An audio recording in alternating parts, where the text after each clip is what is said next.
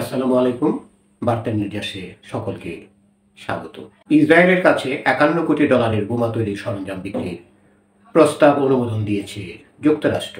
মার্কিন প্রতিরক্ষা নিরাপত্তা সহযোগিতা সংস্থা এক বিবৃতিতে জানিয়েছে, এর ফলে বর্তমান ও ভবিষ্যৎ হুমকি মোকাবেলায় ইসরায়েলের সক্ষমতা বৃদ্ধি করবে।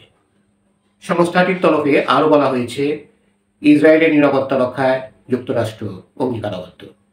স্টেট ডিপার্টমেন্ট ইসরায়েলের কাছে এসব সরঞ্জাম বিক্রির অনুমোদন দিয়েছে। RDH বিষয়টি কংগ্রেসকে জানিয়েছে, তবে এই বিষয়ে কংগ্রেস এখনও অনুমতি দেয়নি।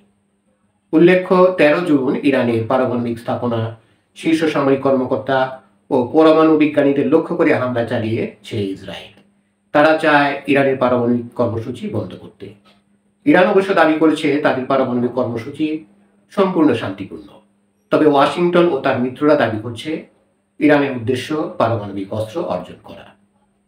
2018 সালে ইরানের সঙ্গে পারমাণবিক চুক্তি থেকে যুক্তরাষ্ট্রকে প্রত্যাহার করেন ডোনাল্ড ট্রাম্প। সম্প্রতি কয়েক সপ্তাহ তেহরানের সঙ্গে পারমাণবিক চুক্তিতে ফেরার জন্য তিনি কূটনৈতিক প্রচেষ্টা চালিয়েছেন।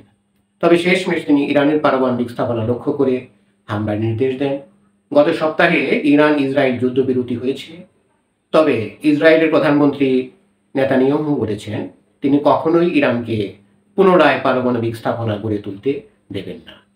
এতে ভবিষ্যতে সংঘাত আরও বাড়ার আশঙ্কা রয়েছে বলে জানিয়েছেন তিনি। বার্তা নির্যাসের সাথে থাকার জন্য ধন্যবাদ।